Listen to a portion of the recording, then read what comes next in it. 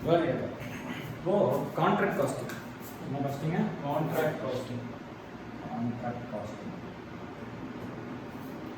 Okay, ரொம்ப சின்ன concept தான். ஓகேவா? சம்ஸ் கன்ஃபார்ம் ஒரு 8 மார்க் கொஸ்டின் வரும், வெயிட்டேஜ் அதிகம். பட் கான்செப்ட் நீ படிக்க போகிறது ரொம்ப கம்மி. ஒய்க்கு நம்ம கான்ட்ராக்ட் காஸ்டிங் தனியாக படிக்கிறோம். லாஸ்ட் கிளாஸ்லேயே சொல்லியிருப்பேன். ஏன் கான்ட்ராக்ட் காஸ்டிங் தனியாக படிக்கிறோம்? இது மெத்தட் ஆஃப் காஸ்டிங். என்னது மெத்தட் ஆஃப் காஸ்டிங்? எல்லா ஃபீல்டையும் ஆர் எல்லா இண்டஸ்ட்ரியிலையும் காஸ்டிங் நம்ம என்ன பண்ண முடியாது, எடுத்துக்க முடியாது. இப்போ பஸ் காஸ்டிங் கொண்டு வர முடியுமா? பஸ்ஸை நம்ம போகிற காஸ்டிங் ஃபார்முலா டேரக்ட் மெட்டீரியல் என்ன? பஸ் நம்ம பஸ் ஆப்ரேட் பண்ணுறோம், எனக்கு மெட்டீரியல் கிடையாது, ஃபேக்ட்ரிலாம் எதுவுமே கிடையாது. கரெக்டாக ஃபேக்ட்ரி வச்சு ப்ரொடக்ஷன் எதாவது நடக்குதா? WP raw material WP convert ஆகுதா? டபிள்யூபி ஃபினிஷ் கொடுத்தா அப்போ எதுவுமே இது கிடையாது. அப்போ எல்லா இடத்தையுமே நம்ம எதுக்குள்ளே கொண்டு வர முடியாது, காஸ்டிங் ஃபார்மேட்டுக்குள்ள கொண்டு வர முடியாது. ஸோ வி யூஸ் என்னது? Methods of costing. அதில் ஒன் ஆஃப் த மெத்தட் தான். மொத்தம் 5 இருக்கு. Job, batch, contract, process, operating cost. என்னது? Job, batch, contract, process. ஓகேவா? லாஸ்ட் ஒன் வந்து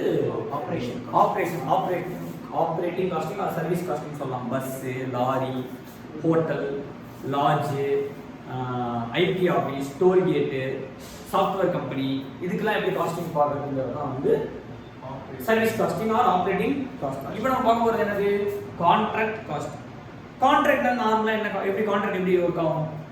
எக்ஸாம்பிள் இப்போ கவர்மெண்ட்டில் ஒரு டெண்டர் இருக்குன்னு வச்சுக்கோ. அந்த டெண்டர் எப்படி ஒர்க் ஆகும்? இப்போ 300 கோடி ரூபாய் டெண்டர் இருக்கும். அந்த 300 கோடி ரூபாய் tender price is nothing but contract price.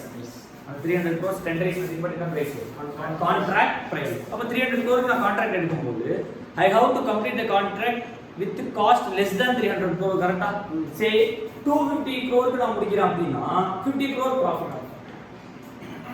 கரெக்டா ஜெயகிருஷ்ணா? 300 crore கான்ட்ராக்ட் எடுத்துருக்கேன், 250 crore கான்ட்ராக்ட் முடிச்சிட்டேன் அப்படின்னா நீ எவ்வளவு ப்ராஃபிட்? 50 crore. 280 crore கான்ட்ராக்ட் எடுத்துட்டேனா 280 crore கான்ட்ராக்ட் முடிச்சிட்டேனா, காஸ்ட் முடிச்சிட்டேனா 20 ப்ராஃபிட். 200k முடிச்சிட்டேனா 100, 150k முடிச்சிட்டேனா 150 ப்ராஃபிட், 100k முடிச்சிட்டேனா 200 ப்ராஃபிட். அப்போ திஸ் இஸ் கால்ட் என்ன பிரைஸ்? Contract price. இதுல காஸ்ட் போக மிச்சம் இருக்கிறது நமக்கு என்னது? ப்ராஃபிட். இது என்ன கான்ட்ராக்ட் அப்படின்னா ஃபிக்ஸ்ட் கான்ட்ராக்ட்னு பேரு. என்னது contract? Fixed contract. another type of contract model இருக்கு, cost plus profit model. Cost plus profit model. Example material, labour expense, machinery cost, plant cost, labour cost, establishment cost, office cost எல்லாமே அவன் கொடுத்துருவோம். யாரு? கான்ட்ராக்டி. சரி, example government contract Sriram எழுதுறான். இவன் யாரு? கான்ட்ராக்டி. இவன் யாரு? கான்ட்ராக்டர். கரெக்டா? இப்போ ஃபர்ஸ்ட் மாடல்ல 300 கோடி ரூபாய்க்கு ஸ்ரீராம் கான்ட்ராக்ட் எடுத்துருவோம். கவர்மெண்ட் டெண்டர் எல்லாமே fixed contract price. Government tender எல்லாமே ஃபிக்ஸ்ட் கான்ட்ராக்ட். 300 கோடி ரூபாய்க்கு ஸ்ரீராம் கான்ட்ராக்ட் எடுத்தான். இப்போ 300 கோடிக்கு கீழே முடிச்சிட்டான்னா எவ்வளவு வருதோ ப்ராஃபிட்? 320 கோடிக்கு முடிச்சானா 20 கோடி ரூபாய் லாஸ். இது ஃபிக்ஸ்ட் கான்ட்ராக்ட். வேர் காஸ்ட் பிளஸ் ப்ராஃபிட் கான்ட்ராக்ட் எப்படி ஒர்க் ஆகும்னா government will reimburse all the expense incurred by Shriram plus with profit. Example 250 crores நான் இன்கர் பண்ணிருக்கேன். 250 crores நான் என்ன பண்ணிருக்கேன்? எக்ஸ்பென்ஸ் இன்கர் பண்ணிருக்கேன். அவன் சொன்ன கான்ட்ராக்ட் நான் 250 கோடி இன்கர் பண்ணிருக்கேன். எனக்கு 10% ப்ராஃபிட் மார்ஜின் கான்ட்ராக்ட் சைனா இருக்கு. அப்ப 10% ப்ராஃபிட் மார்ஜின் எவ்வளவு? 25, 275 கவர்மெண்ட் will repay. இதுல கான்ட்ராக்ட் ஒரி பண்ணிக்கவே தேவையில்லை. கான்ட்ராக்ட் தலையில பாரமே கிடையாது. ஏன்? அவன் என்ன செலவு பண்ணாலும் கவர்மெண்ட் ரீஇன்வெஸ்ட் பண்ண போகுது. ஆனா கவர்மெண்ட் சப்போஸ் இந்த கான்ட்ராக்ட்ல காஸ்ட் அந்த ஃபிக்ஸட் கான்ட்ராக்ட்ல கவர்மெண்ட் பிரச்சனை நம்ம மேல தான் தப்பு. 300 கோடி ரூபாய் முடியலனா உன் பிஏபி படம் பார்த்திருக்கியா? வேலையில பண்றது வேலையில பண்றது 1 பார்த்திருக்கியா? ஃபர்ஸ்ட் என்ன பண்ணிடுவோம்? பிளானை மாத்தி கட்டிடுவோம். அந்த இன்ஜினியர் தப்பு பண்ணி வேணே பிளானை மாத்தி கட்டிடுவோம். அந்த உள்ள இருக்கிற இன்ஜினியர் என்ன ஆயிடும்? ஒரு எக்ஸ்ட்ராவா 40 கோடி லாஸ் ஆயிடும். இந்த கான்ட்ராக்ட் அவார்ட் ஆனது 150 கோடி.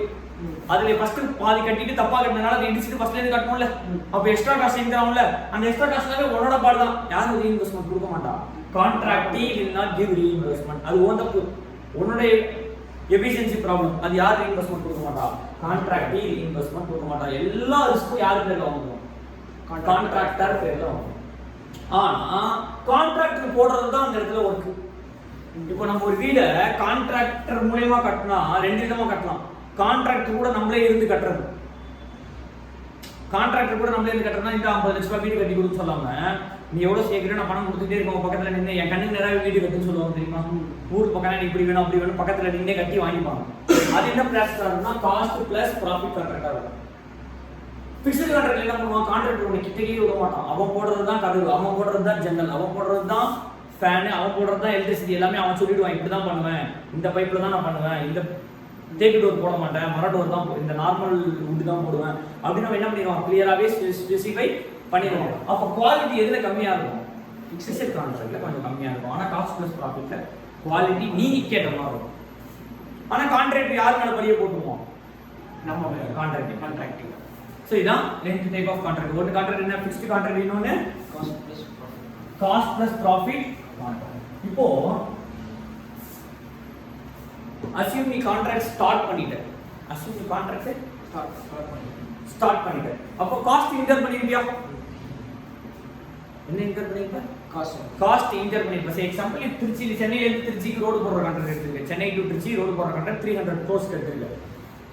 விழுப்புரம் வரையும் ரோடு போட்ட, அப்போ விழுப்புரம் வரைக்கான காஸ்ட் இன்கர் பண்ணிருப்பியா, ரோடு முடிஞ்சு திருச்சி வரையும் முடியல, இப்போ எவ்வளவு ப்ராஃபிட் வரும் அப்படின்னு எஸ்டிமேட் பண்றோம்னா கான்ட்ராக்ட் முடிகிற வரையும் எல்லா ப்ராஃபிட்டுமே எஸ்டிமேட்டட் தான். கான்ட்ராக்ட் முடிகிற வரையும் எல்லா ப்ராஃபிட்டுமே என்ன ப்ராஃபிட் தான், எஸ்டிமேட்டட் ப்ராஃபிட் தான். கான்ட்ராக்ட் முடிஞ்சிருச்சுனா தான் ஃபுல் ப்ராஃபிட் நீ என்ன பண்ணலாம், ரெகுலரைஸ் பண்ணலாம். அப்போ சார் நான் கான்ட்ராக்ட் எடுத்துருக்கேன், சென்னை டு திருச்சி ரோடு போடுற கான்ட்ராக்ட். ஃபர்ஸ்ட் இயர்ல விழுப்புரம் வரையும் ரோடு போட்டிருக்கேன், செகண்ட் இயர்ல உளுந்தூர்பேட்டை வரையும் போட்டேன், தேர்ட் இயர்ல திருச்சி வரையும் போட்டேன். தேர்ட் இயர்லாம் மொத்த ப்ராஃபிட்டை ரெகனைஸ் பண்ணணுமா சார்னு கேட்டால் கிடையாது.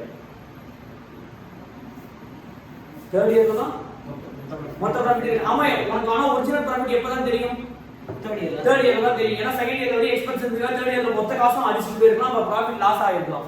அப்ப என்ன சொல்றான், ரொம்ப ப்ரூடன்ஸ் கான்செப்ட் யூஸ் பண்றோம். எந்த காஸ்டிங்ல, கான்ட்ராக்ட் காஸ்டிங்ல ப்ரூடன்ஸ் கான்செப்ட் யூஸ் பண்றோம். என்ன ப்ரூடன்ஸ் கான்செப்ட்னா ப்ராஃபிட்டை ரெகனைஸ் பண்ணக்கூடாது. எப்ப சார் ரெகனைஸ் பண்ணுவோம், when there is less than 25% தான் contract முடிஞ்சிருந்தா no profit should be recognized. எப்போ 25% தான் கான்ட்ராக்டே முடிஞ்சிருக்கணும், ஆனா என்னவே பண்ண கூடாது, ப்ராஃபிட்டே ரெகனைஸ் பண்ண கூடாது. லாஸ்னா ரெகனைஸ் பண்ணிடுங்க. ஏன்னா அதான் prudence concept. Estimate all, provide for all losses but don't provide for gains சொல்லுவாங்க தெரியுமா. ஸோ 25% வரையும் ப்ராஃபிட் ரெகனைஸ் பண்ணாத, 25% கீழே இருந்துச்சுன்னா லாஸ் என்ன பண்ணலாம், ரெகனைஸ் பண்ணலாம். ஸோ அதுக்கு கிரைட்டீரியா இருக்கு. ஸோ நீ ஃபர்ஸ்ட் என்ன ஃபைண்ட் பண்ணணும்னா, தேர்ட் இயர் முடிச்சு கான்ட்ராக்ட் முடிச்சதுக்கு அப்புறம் தான் உங்களுக்கு ஒரிஜினல் ப்ராஃபிட்டே தெரியும். எது முடிச்சு, தேர்ட் இயர் கான்ட்ராக்ட் முடிச்சதுக்கு அப்புறம் தான் உங்களுக்கு என்ன ப்ராஃபிட்டே தெரியும், ஒரிஜினல். அது வரையும் நம்ம கண்டுபிடிக்கிற ப்ராஃபிட் எல்லாமே எஸ்டிமேட்டட் டோட்டல் ப்ராஃபிட். அது வரையும் கண்டுபிடிக்கிற ப்ராஃபிட் எல்லாமே என்னது, எஸ்டிமேட்டட் டோட்டல் ப்ராஃபிட். எப்படி சார் எஸ்டிமேட்டட் டோட்டல் ப்ராஃபிட், 300 கோடி கான்ட்ராக்ட்டுக்கு 250 கோடி எக்ஸ்பென்ஸ்னா எவ்வளவு ப்ராஃபிட், எப்படி சொன்னேன், 300 minus 250, 50. What is 300 contract price? What is 250? Actual price. Estimated total cost. ஏன்னா எஸ்டிமேஷன் நான் முடிச்சாலே எனக்கு ஒரிஜினல் காஸ்ட் தெரியும். அப்ப இந்த எஸ்டிமேஷன் போடுறதுனால இங்க என்ன ப்ராஃபிட் வரும், இது ஒரிஜினல்.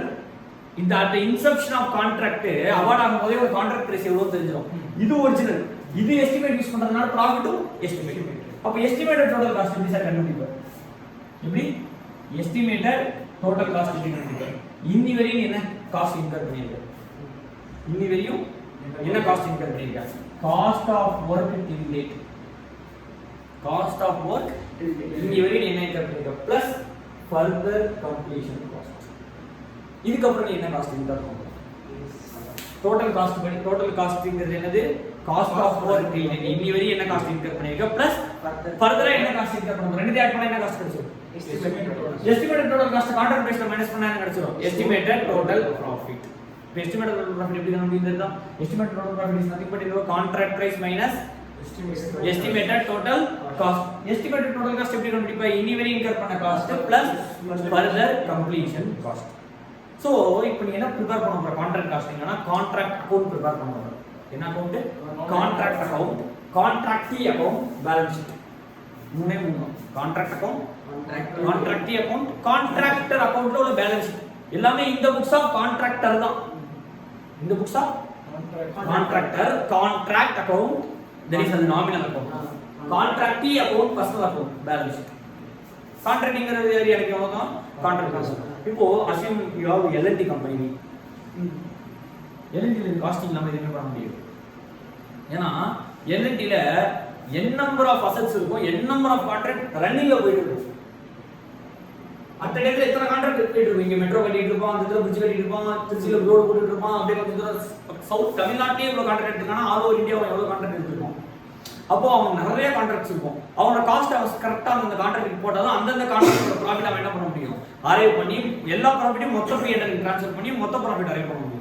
கரெக்டா இல்லையா? அப்போ எல்லாத்துக்கும் அவன் எந்த காஸ்டிங் யூஸ் பண்ணி அவன் கன்ஃபார்ம் கான்ட்ராக்ட் காஸ்டிங் யூஸ் பண்ணி ஆகும். ஸோ நம்ம இப்போ என்ன ப்ரிப்பேர் பண்ண போறோம், கான்ட்ராக்ட் அக்கௌண்ட். ஏன் சார் கான்ட்ராக்ட் அக்கௌண்ட் ப்ரிப்பேர் பண்றோம்னா to find out the notional profit. டு ஃபைண்ட் அவுட் த notional profit. to find out the notional profit. அடுத்த step first cost of work relate பண்ணிக்கணும். என்ன கண்டுபிடிக்கணும்? Cost of work. அதாவது வந்து மொத்தம் 3 லேயர். கான்ட்ராக்ட் அக்கவுண்ட் எத்தனை layer? 3 layer. Contract account is 3 layer account. சரியா? மொத்தம் 3 லேயர். ஃபர்ஸ்ட் லேயர்ல you will find cost of work till date. First லேயர்ல என்ன கண்டுபிடி? லைக் ட்ரேடிங்ல காஸ்ட் ப்ராஃபிட் கண்டுபிடிக்கும், P&L நெட் ப்ராஃபிட் கண்டுபிடிக்கும் தெரியுமா? அது மாதிரி ஃபர்ஸ்ட் லேயர்ல you will find out cost of work till date. Second லேயர்ல you will find out notional profit. என்ன ப்ராஃபிட் ராஜா? Notional profit. தேர்ட் லேயர்ல how much profit to be transferred to P&L. இந்த notional profit எவ்வளவு P&L க்கு ப்ராஃபிட்டா அனுப்பலாம், எவ்வளவு profit reserve எடுத்துக்கும், எவ்வளவு ப்ராஃபிட் P&L ப்ராஃபிட்டா ரெகனைஸ் பண்ணலாம், எவ்வளவு ப்ராஃபிட் P&L போடாம ரிசர்வா வச்சுக்கணும். அது என்ன லேயர்? Third layer. அது வந்து எத்தனை பர்சன்டேஜ் கம்ப்ளீஷன்ங்கறத பேஸ் பண்ணி டிசைட் பண்ணுவோம். 25% கீழ தான் இருக்கு கான்ட்ராக்ட். அப்ப எல்லாமே எங்க போட்டுறணும்? ரிசர்வ். எதுக்கு எடுத்து போக கூடாது? ப்ராஃபிட் எடுத்து. இப்போ இந்த கான்செப்ட் புரியுதா? ஃபர்ஸ்ட் லேயர்ல நீங்க என்ன கண்டுபிடிக்க போற? Cost of work till date. Second லேயர்ல Notional profit. தேர்ட் லேயர்ல P&L reserve. P&L எடுத்து போணுமா? ரிசர்வ். சரி கவனம். So இதுவும் AS7 ஆமா ஏஎஸ் ஆன் அக்கவுண்டிங்ல இது காஸ்டிங்ல வரும். கிட்டத்தட்ட டேர்ம்ஸ் எல்லாமே சேம் தான். கவனிச்சா?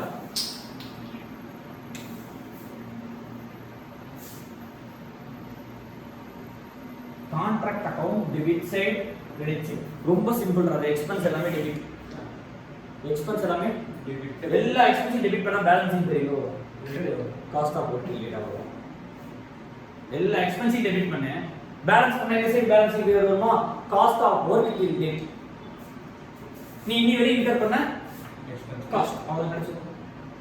கரெக்டா இல்லையா? அப்ப என்னென்ன காஸ்ட்லாம் இருக்கும், இப்போவா என்னென்ன காஸ்ட்லாம் இருக்கும்?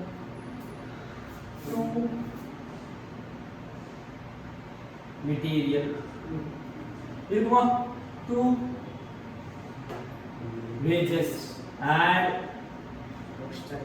outstanding wages. அடுத்து என்ன இருக்கும்? To factory overheads, to admin overheads, to இப்போ ஒரு கான்ட்ராக்ட் எடுத்துக்கனா அந்த இடத்துல ஒரு எஸ்டாப்லிஷ்மென்ட் ஆபீஸ் போட்டுருப்பாங்க, அப்ப establishment cost, site office expense, supervisor salary. ஏன்னா இந்த கான்ட்ராக்ட் போகும்போது அவர் ஸ்பெசிபிக் ஓரியன்டடா சில எக்ஸ்பென்ஸ் இருக்கும். சூப்பர்வைசர் salary, சைட் ஆபீஸ் எக்ஸ்பென்ஸ்லாம் கான்ட்ராக்ட் ஃபேக்டரிக்கு வருமா? வராது. ஏன்னா இங்க கான்ட்ராக்ட் இருக்கிறது அந்த இடத்துல ஒரு கான்ட்ராக்ட் ஓபன் பண்ணிருப்போம், அந்த இடத்துல பக்கத்துல கன்ஸ்ட்ரக்ஷன் நடக்குது, அந்த இடத்துல தனியா ஒரு ஜூனியர் இன்ஜினியர் போட்டுருப்பானா, இது மாதிரி ஒரு 4 சைடு ஒரு இன்ஜினியர் பார்த்துப்பானா, அந்த 4 இன்ஜினியருக்கு ஒரு ஹெட் இருப்பானா, அப்ப அவங்களுக்கு சம்பளம் கொடுக்கணும்ல, அவங்களோட சம்பளத்தை மொத்தத்தை இந்த கான்ட்ராக்ட்டுக்கே போட முடியாது. இப்போ ஜூனியர் இன்ஜினியரோட salary மொத்தத்தை இந்த கான்ட்ராக்ட்டுக்கே போட்டுறலாம். இன்ஜினியர் 4 கான்ட்ராக்ட் போவானா, அப்ப இன்ஜினியரோட salary நீ என்ன பண்ணிருக்கீங்க? 4 கான்ட்ராக்ட்டுக்கு பிரிச்சு போடணும். அப்ப 2 junior engineer salary, 2 engineer salary. வேற என்ன எக்ஸ்பென்ஸ் வரலாம்? வேற என்ன எக்ஸ்பென்ஸ் வரலாம்? யோசிச்சு பாப்போம். வேஜஸ் ஓவர்ஹெட்ஸ் எல்லாம் போட்டு வேற என்ன வரலாம்? டெப்ரிசியேஷன். ஏன்னா இப்போ கன்ஸ்ட்ரக்ஷன் ஒர்க் நடக்குதுன்னா அவன் மிஷின் எடுத்துட்டு வரும், லைக் அந்த கலர் மிஷின், போர்வெல் மிஷின், இந்த மிஷினா ஒன்னாவது மிஷின் அவன் ரெண்டுக்கு எடுப்பான், இல்ல ஓன் மிஷின் வச்சிருப்பான். பெரிய கான்ட்ராக்டரா இருந்தா அவன் என்ன வச்சிருப்பான்? கன்ஃபார்ம் ஓன் மிஷின் வச்சிருப்பான். அப்ப you have to provide for depreciation. In case of rental கெட்டு வரானா you have to provide for rent. அப்ப ஓன்னா டெப்ரிசியேஷன் போட்டு, ரெண்ட்னா சரி ஓன்னா டெப்ரிசியேஷன், ரெண்ட்னா ரெண்டல் எக்ஸ்பென்ஸ டெபிட் பண்ணி என்ன ஆகும்? எக்ஸ்பென்ஸ் என்ன ஆகும்? டெபிட் ஆகும். அப்பதான் என்ன கண்டுபிடிக்கும்? காஸ்ட் ஆஃப் ஒர்க் கண்டுபிடிக்கும். இப்போ பிரச்சனை என்ன தெரியுமா? வாங்கின மெட்டீரியல் எல்லாமே யூஸ் ஆயிருக்கு. வாங்கின மெட்டீரியல் எல்லாமே ரெண்டாவது மெட்டீரியல் ரெண்டு விதமா கான்ட்ராக்ட் வரும். என்னன்னா material purchase to material sent to site. Head ஆபீஸ்ல இருந்து வந்துருவாங்க, அவங்களோட ஒரு கான்ட்ராக்ட் ஒரு இன்ட்ரெஸ்ட் தெரியுமா, அந்த இடத்துல ஜெல்லி எடுத்து வந்து இறக்கி போனா இந்த இடத்துல டைரக்ட் பர்ச்சேஸ் நடந்துருக்குமா, டைரக்ட் பர்ச்சேஸ் நடக்கிறது மெட்டீரியல் பர்ச்சேஸ். சென்ட் சைடுக்கு அனுப்பிச்சு ஸ்டோர்ல இருந்து மெட்டீரியல் சென்ட் டு சைட். இது எங்க வரும், ஹெட் ஆபீஸ்ல இருந்து. ரெண்டுமே என்னதான் மெட்டீரியல் தான். சம்டைம்ஸ் ஒரு இடத்துல சிமெண்ட் முட்டை பெண்டிங் இருக்கும், அது திருப்பி சைட்டுக்கு அனுப்பிச்சிடுவாங்க, திருப்பி பேக் டு ஆஃபீஸ் அனுப்பிச்சிடுவாங்க, குடோன் அனுப்பிச்சிடுவாங்க. அப்போ by material sent to stores. ஏன்னா வேணாம்னு சொல்றாங்க, இந்த கான்ட்ராக்ட் வேணாம்னு சொல்லி எல்லாம் திருப்பி வச்சிருக்காங்க. அப்போ 1 லட்சம் ரூபாய்க்கான மெட்டீரியல் வந்திருக்கு, 10,000 ரூபாய்க்கான மெட்டீரியல் அனுப்பிச்சிட்டாங்கன்னா எவ்வளவு தான் யூஸ் பண்ணிருப்பான்? அப்போ நான் 90 போடணுமா 1 லாக் போடணுமா? மொத்தமா எக்ஸ்பென்ஸ் எவ்வளவு வரும்? 90. ஏன் 90 தான் யூஸ் பண்ணிருக்கான், மீதி 10 தான் ரிட்டர்ன் போயிடுச்சு. அது 90 10 ரிட்டர்ன் காஸ்டா போடக்கூடாது. அப்போ 1 லாக் எக்ஸ்பென்ஸ் போட்டுருந்தோம், ரிட்டர்ன் என்ன பண்ணிடணும்? க்ளோசிங்ல இருக்கும், யூஸ் பண்ணாம. அப்போ material at site by material at site. அப்ப இந்த இடத்துல என்ன இருக்கலாம், டு மெட்டீரியல் அட் சைட். என்னது, ஓபனிங் ஸ்டாக் இருக்கலாம். சம் ஐட்டம்ஸ் நம்ம என்ன பண்ணிருக்க மாட்டோம், யூஸ் பண்ணாம வச்சிருப்போம். அது என்ன item, closing item. Closing item less பண்ற இடத்த மைனஸ் பண்றேன்னு அர்த்தம். அப்போ பாரு, ஓபனிங்ல 10,000 ரூபாய்க்கான சிமெண்ட் மூட்டை இருக்கு, 2 லட்சம் ரூபாய்க்கான சிமெண்ட் மூட்டை நீ பர்ச்சேஸ் பண்ணிருக்க, 30,000 ரூபாய்க்கான சிமெண்ட் மூட்டை க்ளோசிங்ல இருக்கு. அப்ப நீ எவ்வளவு யூஸ் பண்ணிருப்ப? 1,80,000. எப்படி 10,000 plus 2 lakh, மொத்தம் 2,10,000 லெஸ் 30,000 க்ளோசிங்ல இருக்கு, 10,000 அம்ச்சிட்டு திருப்பி. அப்ப 1,07,000. இதே தான் இங்க பண்ற. To material side opening debit பண்ணிடுற, பர்ச்சேஸ் டெபிட் பண்ணிடுற, சென்ட் டு ஸ்டோர்ஸையும் ரிட்டர்ன் டு ஸ்டோர்ஸையும் அட் சைட்டையும் என்னமா போட்டுடுற, க்ளோசிங்கா போட்டுடுற. இப்போ நீ பேலன்ஸ் பண்ணா பேலன்ஸ் இங்க கன்ஃபார்ம் இந்த சைடு வரும், இந்த சைடு வரும். செஞ்சுட்டு இருக்கான் cost of work till date. இதெல்லாம் cost of work till date. என்ன பண்ண, எல்லா எக்ஸ்பென்ஸையும் டெபிட் பண்ண, எல்லா எக்ஸ்பென்ஸையும் டெபிட் பண்ண. மெட்டீரியலுக்கு க்ளோசிங் இருந்துச்சுன்னா கிரெடிட் பண்ணிடு. இல்ல இந்த இடத்துல நீ என்ன பண்ணி போடலாம், மைனஸ் பண்ணி போடலாம். மைனஸ் பண்ணி போறது தேவையில்லாத வேலை. ஏன் சார் அப்படின்னா, இந்த இடத்துல போடுறது விட்டுருப்பேன், திருப்பி கீழே பார்த்தோம், இந்த அடிஷன் மாத்த கூடாது, அப்படியே சைடு கிரெடிட் பண்ணி தான் முடிஞ்சிச்சு. டூ ஓபனிங் போடு, டூ மெட்டீரியல் பர்ச்சேஸ் போடு, க்ளோசிங் ரிட்டர்ன் எங்க போடு, கிரெடிட் சைடு போடு. சம்டைம்ஸ் நல்லா புரிஞ்சுக்கோ, சம்டைம்ஸ் பிளான்ட் ஓபனிங் 10,000 கொடுத்துருக்கோம், பிளான்ட் க்ளோசிங் 8,000 கொடுத்துருக்கோம். Plant missionary opening 10,000, closing value 8,000. நீ 10,000 டெபிட் பண்ணி 8,000 கிரெடிட் பண்ண, ஆட்டோமேட்டிக்கா 2,000 என்ன சார்ஜ் ஆயிடும், டெப்ரிசியேஷன். ஆர் 10,000 minus 8,000 2,000 டெப்ரிசியேஷன் நீ போடலாம். நம்பர் புரியுதா? 10,000 டெபிட் பண்ணிரு, 8,000 கிரெடிட் பண்ணிரு, ஆட்டோமேட்டிக்கா என்ன சார்ஜ் ஆயிடும், டெப்ரிசியேஷன் சார்ஜ் ஆயிடும். இல்ல சார் நான் டெப்ரிசியேஷன் கரெக்ட்டா பண்ணி போறேன், அப்ப 10 minus 8 2,000. ஆக்சுவலா ரெண்டு விதமா மூணு விதமா ஒரு கொஸ்டின் கொடுப்பான் டெப்ரிசியேஷன் போட்டுருக்கோம். ஒன்னு இப்படி எப்படி பிளான்ட் ஓபனிங் கொடுத்துருவான், க்ளோசிங் கொடுத்துருவான், நீ ஓபனிங் டெபிட் சைடு பண்ணு, க்ளோசிங்க கிரெடிட் பண்ணு, ஆட்டோமேட்டிக்கா டெப்ரிசியேஷன் கொடுத்துரும். ஆர் பிளான்ட்டோட ஓபனிங் வேல்யூ கொடுத்துருவான், டெப்ரிசியேஷன் 10% கொடுத்துருவான். அப்ப என்ன பண்ணனும், 10,000 ல 10% எவ்வளவு, 1,000 எத்தனை மந்த் யூஸ் பண்ணிருக்கானோ அத்தனை மந்த் இங்க பிரிச்சு போடுறோம். 1,000 ஃபுல்லா போட கூடாது. 9 monthsனா 1,000 into 9/12, 8 monthsனா 8/12. மூணாவது method, depreciation for this contract 2,500 கொடுத்துருவோம். அவனே டெப்ரிசியேஷன் அக்கவுண்ட் மெயின்டைன் பண்றானா plant account, depreciation for this contract டைரக்டா அவனே என்ன சொல்லுவான், ஆன்சர் 2,500. அப்ப இதுல பண்ணதால 2,500 டெபிட் பண்ணி, அப்ப இந்த எக்ஸ்பென்ஸ் எல்லாத்தையும் போட்டுட்டு இந்த இருக்க ஐட்டம்லாம் கிரெடிட் பண்ணி விட்டு பேலன்ஸ் பண்ணா உங்களுக்கு என்ன கிடைக்கும், காஸ்ட் ஆஃப் ஒர்க். எந்த சைடு தான் கிடைக்கும், ஏன்னா டெபிட் பேலன்ஸ் கிரெடிட் சைடு கிடைக்கும். ஏன்னா எல்லா எக்ஸ்பென்ஸும் டெபிட் பண்ணிட்ட, அப்ப டெபிட் சைடு இஸ் மோர், அப்ப பேலன்ஸ் இந்த சைடு வரும், கிரெடிட் சைடு வரும். இப்போ இது என்னது, காஸ்ட் ஆஃப் ஒர்க். இன்னைக்கு வரைக்கும் நீ செலவு பண்ண காஸ்ட். கரெக்ட்டா ராஜா? இந்த கான்செப்ட் வரைக்கும் புரியுதா? இப்போ அடுத்த கான்செப்ட் போறோம்னா நடுவுல ஒரு விஷயம் பார்த்துட்டு தான் நம்ம நெக்ஸ்ட் லேயர் போறோம். இதான் ஃபர்ஸ்ட் லேயர். ஃபர்ஸ்ட் லேயர் நம்ம எப்படி காஸ்ட் ஆஃப் ஒர்க் ரிலேட் பண்ணணும், எக்ஸ்பென்ஸ் எல்லாத்தையும் டெபிட் பண்ணனும். யூசிங் என்ன system, accrual system. Suppose prepaid இருந்துச்சுனா மைனஸ் பண்ணிடணும், அவுட்ஸ்டாண்டிங் இருந்துச்சுனா எப்பயும் போல என்ன பண்ணிடணும், ஆட் பண்ணிடணும். இப்போ 1,20,000 salary 90,000 தான் பெய்ட்னா 90 + 30 120 போடணும். 120 தான் 20 எக்ஸ்ட்ரா பெய்ட்னா லெஸ் ப்ரீபெய்ட் போட்டு 20 லெஸ் ப்ரீபெய்ட் போடணும். புரியுதா ராஜா? சைட் ஆஃபீஸ் எக்ஸ்பென்ஸ் எல்லாம் சம்டைம்ஸ் என்ன கொடுத்துருப்பாங்க பாரு. Supervisor salary is 9,000 per month. supervisor salary is 9,000 per month. He devoted 1/3 of his total time to this contract னு கொடுத்திருக்கோம். 3,000. அப்ப 1/3 னா by 3. அப்ப 3,000 for this contract. 3,000 into 12 போட்டா ஆன்சர் தப்பு. ஏன்னா இந்த கான்ட்ராக்ட் எப்போ ஸ்டார்ட் ஆகி எப்போ முடியுதுன்னு பார்ப்போம். Maybe contract not necessary first ஏப்ரல்ல ஸ்டார்ட் ஆயிருக்கும். கரெக்ட்டா? சப்போஸ் ஃபர்ஸ்ட் ஏப்ரல்ல ஸ்டார்ட் பண்ணா 31 டிசம்பர் கூட அக்கவுண்ட்ஸ் க்ளோஸ் பண்ணனும்.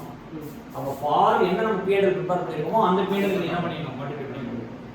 சூப்பர்வைசர் salary 10,000 per month கொடுத்திருக்கோம். he is taking care of 2 more contract கொடுப்போம்.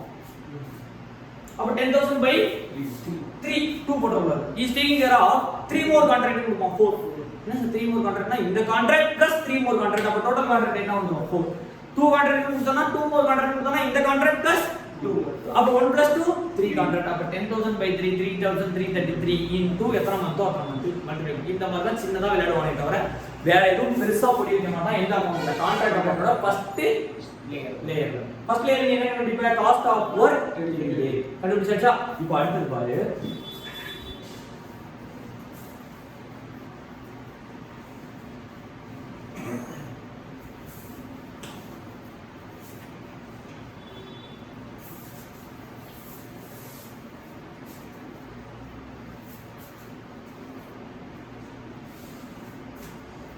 ஒரு விஷயம் சொல்லு.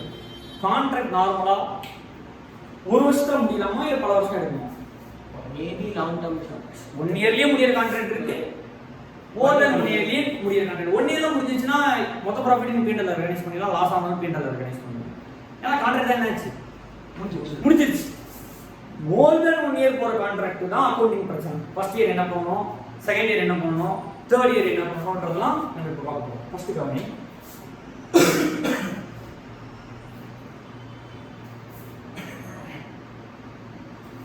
Chennai to Trichy road contract எடுத்துக்கலாம். Chennai to Trichy Road contract. 300 kilometre road மொத்தமா டிஸ்டன்ஸ் 300 கிலோமீட்டர் ரோடு போறது நான் கான்ட்ராக்ட் எடுத்துக்கிறேன் ஃப்ரம் கவர்மெண்ட். ஓகேவா? Contract price 300 crore. Contract price எவ்வளவு? 300. அப்ப நான் 200 crore முடிச்சிட்டேன்னா எவ்வளவு profit?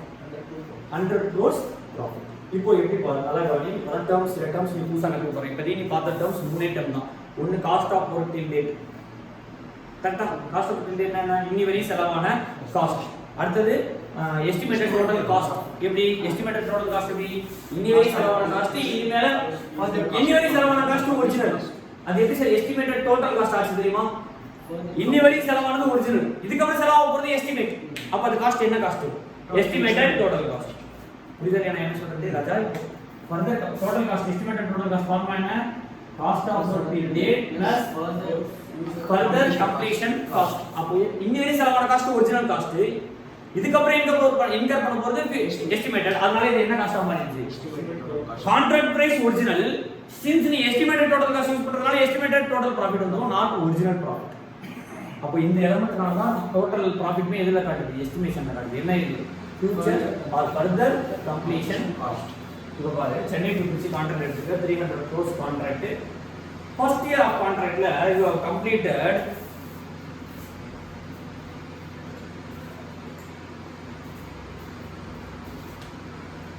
till Villupuram. First year கான்ட்ராக்ட்ல இது முடிச்சிருக்க. Say 150 km. Say 150 km. total contract எத்தனை kilometre? 300 km. you have completed எத்தனை kilometre? 150 km. for you have completed one half of the contract. 50%. for you have completed one half, that is 50% of the contract. ஒண்ணு பொறுத்த வரைக்கும் முடிஞ்சது. ஆனா நல்லா கவனி, இதுவரைக்கும் கான்ட்ராக்ட் பண்ணிருக்கல, உனக்கு ஒரு கான்ட்ராக்டி சைடு என்ன பண்ணிருப்பான்? உனக்கு ஒரு சைட் ஆஃபீஸ் இன்ஜினியர் போட்டிருப்பான். JEA assistant engineer, junior engineer or அதுக்கு சீனியர் கிரேட் யாராவது இருப்பான். அவன் வந்து நீ எதுவும் ரோடு இன்ஸ்பெக்ட் போட்டுருக்கேன்னு இன்ஸ்பெக்ட் பண்ணி அவன் சர்டிஃபிகேட் பண்ணால் தான் உனக்கு கான்ட்ராக்ட் அமௌண்ட் உனக்கு சேங்ஷன் ஆகும். லைக் நீ ஒரு டெண்டர் எடுத்துக்கன்னா இந்த அப்போ வந்து ஓடி வச்சு கான்ட்ராக்ட் பண்ணு அப்படின்னு கொடுக்குவான். இந்த கான்ட்ராக்ட் எடுத்துக்கன்னா இந்த அப்போ 300 crores ரோடு கொடுக்கணும், காசு கொடுக்க மாட்டான். எந்த கான்ட்ராக்ட் பண்ணி ஒரு கான்ட்ராக்ட் வீடு கட்டுறதுக்காக கான்ட்ராக்ட் கேட்குறாங்க, 3 கோடி கொடுத்துட்டு வீடு கட்ட சொல்லுவீங்க, ப்ராக்ரஸ் பேமெண்ட் பண்ணிக்கலாம். ப்ராக்ரஸ் நான் ஃபர்ஸ்ட் ஒரு ஏழுக்கு கிரவுண்ட் ஒரு ஏழுக்கு எல்பிடியா 20 லட்சம் வச்சுக்கோ. செகண்ட் ஃப்ளோர் கட்டிட்டு அவர் 10 லட்சம் ரூபாய் வச்சிருக்கோம். அப்ப முடிக்க தான் நம்ம என்ன பண்ணுவோம், பேமெண்ட் கொடுப்போமா? சேம் கவர்மெண்ட் நீ முடிக்க தான் என்ன பண்ணுவோம், அவனுக்கு பேமெண்ட் ரிலீஸ் பண்ணுவான். எந்த பேமெண்ட்? 300 கோடி டக்குனு ஒரே செக் அமௌண்ட் கொடுக்க மாட்டான். கொஞ்சமா என்ன பண்ணுவோம், பேமெண்ட் ரிலீஸ் பண்ணுவோம். சோ அதுக்கு நீ முடிச்சிட்டியான்னு யார் வந்து இன்ஸ்பெக்ட் பண்ணனும்? கவர்மெண்ட் சைடுல இருந்து ஒரு ஆள் இன்ஸ்பெக்ட் பண்ணனும். சே எக்ஸாம்பிள் கான்ட்ராக்ட் சைடுல இருந்து ஒரு ஆள் வந்து என்ன பண்ணனும், இன்ஸ்பெக்ட் பண்ணனும். சோ சென்னையில இருந்து விழுப்புரம் வரையும் ரோட் முடிச்சிருப்ப, நம்ம கவர்மெண்ட் பத்தி உங்களுக்கு நல்லாவே தெரியும். நீ விழுப்புரம் வரையும் முடிச்சிருந்தீங்கன்னா உனக்கு சர்டிஃபிகேட் ஆகும், திண்டிவனம் வரையும் சர்டிஃபிகேட் ஆகும். எதுல சர்டிஃபிகேட் ஆகும்? நீ எங்க வரையும் முடிச்சிருப்ப? விழுப்புரம் வரையும் முடிச்சிட்ட, அவன் சர்டிஃபிகேட் பண்ணும்போது திண்டிவனம் வரையும் சர்டிஃபிகேட் பண்ணுவான். என்னது? ரோடு கம்ப்ளீட் கையில் கொடுக்கும். நீ திண்டிவனம் வரையும் முடிச்சிருப்ப, அப்பதான் செங்கல்பட்டு கையில் போடுவோம். ஃபர்ஸ்ட் 6 மாசத்துல நீ எது முடிச்சிருப்ப? திண்டிவனம். அப்பதான் எங்க எது வரைக்கும் கையில் போடுவான், செங்கல்பட்டு. 1 இயர் ரெண்டுல நீ விழுப்புரம் வரையும் முடிச்சிட்ட. நம்ம டெய்லி எது வரையும் முடிச்சிருக்கோம் பார்ப்போம். சரி, இயர் ரெண்டுல என்ன பண்ணிருக்கோம் பார்ப்போம். இயர் ரெண்டுல எது வரையும் முடிச்சிருக்கோம்? விழுப்புரம். எப்ப எது வரைக்கும் கையில் கொடுத்துருக்கான்? Work certificate. அப்ப இந்த பீரியட், நல்லா இந்த period Chennai to Trichy completed which is certified. இந்த பீரியட் கம்ப்ளீட்டட் தான். இந்த பீரியடும் இந்த போர்ஷன் கம்ப்ளீட்டட், இந்த போர்ஷன் கம்ப்ளீட்டட். இந்த போர்ஷன் என்ன ஆயிடுச்சு? சர்டிஃபை ஆயிடுச்சு. இந்த போர்ஷன் என்ன ஆயிடுச்சு? Work uncertified. இந்த போர்ஷன் என்ன ஆச்சு? Work uncertified. அப்ப ஒர்க் சர்டிஃபைட் என்ன? Portion of work which is completed which is certified by the contracting.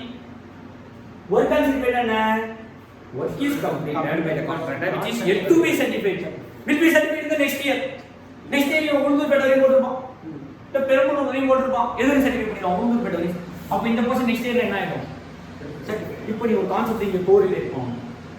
இந்த ஒரு கான்செப்ட் என்ன பண்ணணும்? கோரிலேட் பண்ணணும். இப்போ நீ எவ்வளவு கான்ட்ராக்ட் முடிச்சிருக்கீங்க கேட்டா என்ன சொல்லுவ? 50% ஆஃப் தி கான்ட்ராக்ட் முடிச்சிட்டே. எப்படி sir? Total 300 km sir, I completed for 150 km sir. 150 by 300 that is 1/2 50%. கரெக்ட்டா? ஆனா for the contracting or for the purpose of contract costing you have completed only this much portion of total contract. This much portion of total contract. அப்போ total இந்த இது பேர் என்னது? work certificate. நல்லா புரிஞ்சுக்கோ. ரெண்டு கான்செப்ட் இந்த இடத்துல டெரைவ் பண்ணலாம். என்ன கான்செப்ட்? ரெண்டு கான்செப்ட் நல்லா புரிஞ்சுக்கோ ராஜா. கொஞ்சம் அண்டர்ஸ்டாண்டிங் இருந்தா தான் புரியும். கான்ட்ராக்ட் பிரைஸ்னா பணமா கொஞ்சமா பிரிச்சு கொடுப்பான்னு சொன்ன ப்ராக்ரஸா. என்னது தான் கொடுப்பான் பிரிச்சு? கான்ட்ராக்ட் பிரைஸ் தான் கொஞ்சமா பிரிச்சு கொடுப்பான்னு சொன்னா. கான்ட்ராக்ட் பிரைஸ்ங்கிறது for the contract total sale. எப்படி புரிஞ்சுக்கணும்? கான்ட்ராக்ட் பிரைஸ்ங்கிறது for the contract total sale. எது? இந்த 300 கோடி. ஃபர்ஸ்ட் இயர் சேல் தான் இந்த ஒரு சர்டிஃபிகேட். ஃபர்ஸ்ட் இயர் சேல் தான் சர்டிஃபிகேட். அப்ப இந்த டோட்டல் 300 கோடியில எவ்வளவு பணம் கொடுத்திருப்பான்? ஃபர்ஸ்ட் இயர்ல நீ எத்தனை பர்சன்ட் முடிச்சிருக்கோ அத்தனை பர்சன்ட் பணம் கொடுப்பான். அப்போ contract price into percentage of completion is equal to work certificate. இது எத்தனை கிலோமீட்டர் வெச்சுக்கோங்க. Say example 100 kilometre. இது எத்தனை kilometre? 150 kilometre. You have completed 1/3 here. You have completed not 50%. Not 50%. ஏன்னா சர்டிஃபிகேட் ஆனது திரும்ப அதுதான். அப்போ percentage of completion 1/3. அப்ப 300 crores into 1/3 is equal to 100 crores. The work certificate is 100. work certificate எவ்வளவு ஆச்சா? 100. நீ எவ்வளவு எப்படி அண்டர்ஸ்டாண்டிங் புரிஞ்சுக்கணும்னா நல்லா கவனி. இந்த total contract price is total sale. Total sale for the 3 year. அத நம்ம மூணாவது சென்டர்ல சேலா ரெகனைஸ் பண்ண கூடாது. ஈச் இயர் நம்ம என்ன பண்ணிட்டே போறோம்? சேலா ரெகனைஸ் பண்ணி. ஈச் இயர் நீ எவ்வளவு முடிச்சிருக்கோ நீ என்ன பண்ணிக்கலாம்? சேலா ரெகனைஸ் பண்ணலாம். எவ்வளவு முடிச்சிருக்கிறது எப்படி? எவ்வளவு சர்டிஃபைட். அப்போ நல்லா புரிஞ்சுக்கணும். தெரிஞ்ச ஒரு விஷயம் இருக்கு. Sales includes profit. அப்போ work certified includes profit, original profit. Contract price includes profit. Contract price profit இல்லையா? கான்ட்ராக்ட் பிரைஸ்ல ப்ராஃபிட் இருக்கு. கான்ட்ராக்ட் பிரைஸ் சேல்ஸ்னா அதுல என்ன எலிமெண்ட் இருக்கு? ப்ராஃபிட் எலிமெண்ட் இருக்கு. அப்ப ஒர்க் சர்டிஃபிகேட்ல என்ன இருக்கு? இப்போ நான் ஒரு விஷயம் சொல்றேன் நல்லா புரிஞ்சுக்கோ. Work certificate is nothing but sale. Work certificate is nothing but closing stock. Work certificate is nothing but sale. Work certificate is nothing but closing stock. produced which is not sold னா என்ன? produced which is sold னா என்ன? Sale. work done which is certified னா work certified. work done which is not yet certified னா work certified. அப்போ இந்த பக்கம் cost போட்டுட்டு இந்த பக்கம் சேல்ஸ் இந்த பக்கம் க்ளோசிங் ஸ்டாக் போட்டா உங்களுக்கு என்ன கிடைக்கும் ப்ராஃபிட். அதே மாதிரி இந்த நீ இந்த பக்கம் என்ன கண்டுபிடிப்ப ஃபர்ஸ்ட் லேயர்ல காஸ்ட் ஆஃப் குட்ஸ். அது எடுத்து வந்து இங்க போடு காஸ்ட் ஆஃப் ஒர்க் இந்த ஒர்க் சர்டிஃபிகேட் எடுத்து வந்து இங்க போடு இந்த ஒர்க் சர்டிஃபிகேட் எடுத்து வந்து க்ளோசிங் ஸ்டாக்கா கிரெடிட் பண்ணு பேலன்ஸ் பண்ணா ப்ராஃபிட். செகண்ட் லேயர் பாடி நான் சொல்றது புரியுதா இந்த ஒர்க் சர்டிஃபிகேட்ங்கிறது என்ன காஸ்ட் ஆஃப் அதாவது சேல். சேல் ஒர்க் சர்டிஃபிகேட்ங்கிறது என்ன closing stock. அப்போ contract price is also sale for that 3 years. Say example 3 into 3 years na first year 100 crore, second year 100 crore, third year 100 crore, depends upon 100 equal ah depends upon your progression. நீ எவ்வளவு முடிச்சிருக்க அப்ப நான் 1/3 முடிச்சிருக்கேன் அப்ப 100 crore your first year sale இங்க 100 crore போடுங்க இங்க என்ன போடுவ நீ 100 crore போடுவ நீ மொத்த காஸ்ட் எவ்வளவு தெரியுமா இன்கர் பண்ணிருக்க மொத்தமா எவ்வளவு தெரியுமா இன்கர் பண்ணிருக்க 120 crore இன்கர் பண்ணிருக்க இங்க இருந்து இது வரையும் எவ்வளவு இன்கம் பண்ணிருக்க 120 இங்க 90 இந்த இடத்துல இருந்து இந்த இடம் வரையும் எவ்வளவு ராஜா 90 டோட்டலா 120 அப்ப இந்த இடம் எவ்வளவு இப்போ எனக்கு ஒரு விஷயம் சொல்லு எவ்வளவு இங்க இருந்து இங்க வரையும் இன்கம் பண்ணிருக்க 90 எவ்வளவு சர்டிஃபிகேட் இருக்கு அந்த இடத்துக்கு வரையும் 100 அப்ப எவ்வளவு ப்ராஃபிட் இருக்கு அந்த இடத்துல 10 அதான் இந்த மோஸ்ட் ப்ராஃபிட் ஆகும் செக் பண்ணலாமா மொத்தமா நீ எவ்வளவு இன்கம் பண்ணிருக்க 120 அதுல எவ்வளவு சர்டிஃபிகேட் 100 எவ்வளவு அன்சர்டிஃபிகேட் 30 பேலன்ஸ் பண்ணு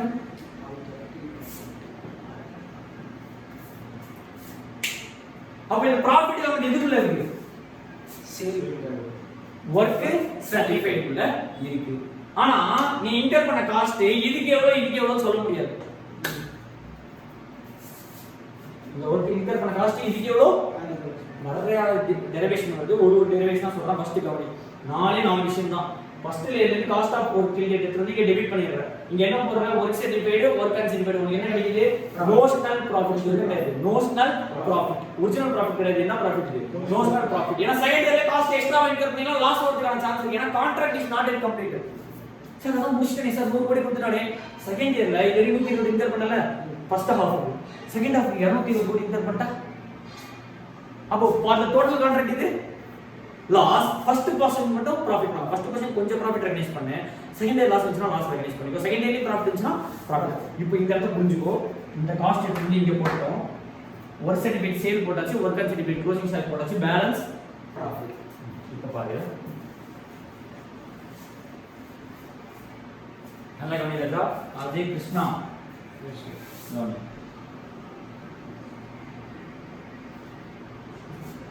கரெக்டா cost of work till date is 130 cost of work till date is 130 work and certificate is 20 work and certificate is 20 அப்போ எவ்வளவு work certificate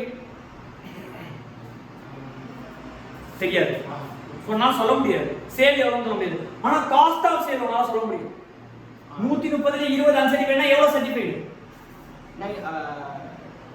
110 certificate 110 க்கு certificate 1 certificate 120 ஆச்சுனா profit எவ்வளவு வரும் 110 க்கு 1 certificate 140 ஆச்சுனா profit எவ்வளவு வரும் 30 110 க்கு 1 certificate 160 ஆச்சுனா profit எவ்வளவு வரும் it's not balancing the account அடுத்தவங்க கண்ணுக்கு தான் பேலன்ஸ் பண்ணா நோஷனல் ப்ராஃபிட் நம்ம கண்ணுக்கு பேலன்ஸ் பண்ணா என்ன வராது நோஷனல் ப்ராஃபிட் வரல நம்ம கண்ணுக்கு எப்படி பார்க்கணும்னா இது நம்ம இன்கர் பண்ண காஸ்ட் அதுல சர்டிஃபிகேட் ஆகாத காஸ்ட் எவ்வளவு 20 அப்ப சர்டிஃபிகேட் ஆன காஸ்ட் எவ்வளவு 110 இப்போ 110 க்கு 140 சர்டிஃபிகேட் இருக்குன்னு வித் ப்ராஃபிட்டோட எவ்வளவு ப்ராஃபிட் வருவீங்க 30 இங்க 120 ரெகனைஸ் ஆயிருக்குன்னு வெச்சுக்கோ ஒரு சர்டிஃபிகேட் எவ்வளவு ப்ராஃபிட் வரும்